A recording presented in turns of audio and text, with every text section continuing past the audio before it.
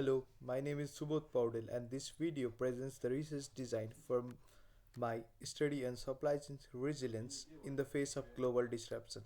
This presentation is part of BRM 5036 research and reporting module and relates to the other one assessment.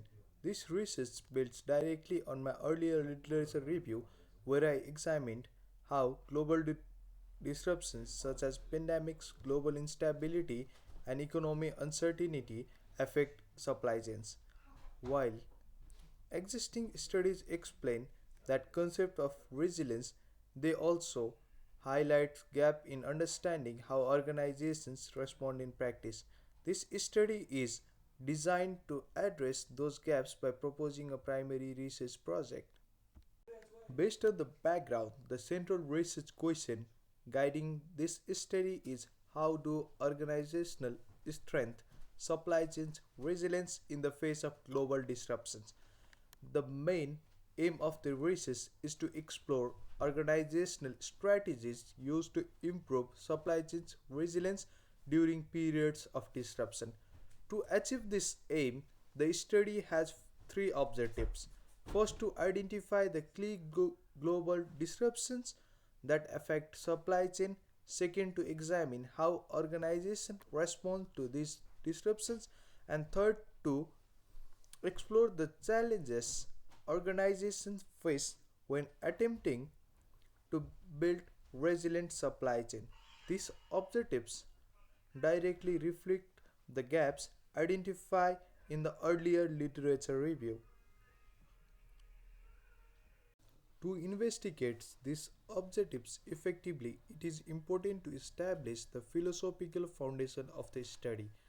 This research adopts an interpretivist research philosophy. Interpretivism is appropriate because the study seeks to understand how managers and supply chain professionals experience global disruption and make decisions in uncertain environments.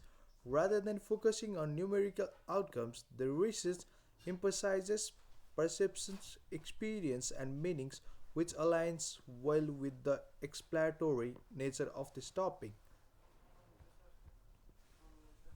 Building on this philosophical position, the study follow an inductive research approach. An inductive approach allows insights to emerge directly from the data rather than testing a predefined theory. This is particularly suitable for a topic such as supply chain resilience, where organizational response vary depending on context. Through the approach, the research aimed to identify patterns and themes that reflect real world practices. Given the interpretivist philosophy and inductive approach, a qualitative research method is most appropriate for this study. The primary data collection technique will be a semi-structured interview. Semi-structured interviews allow participants to share a detailed experience while ensuring that the key research areas are covered. This flexibility is important when exposing complex and evolving issues such as global disruptions and supply chain resilience. To ensure the data collected is relevant and meaningful, a non-probability purposive sampling strategy will be used.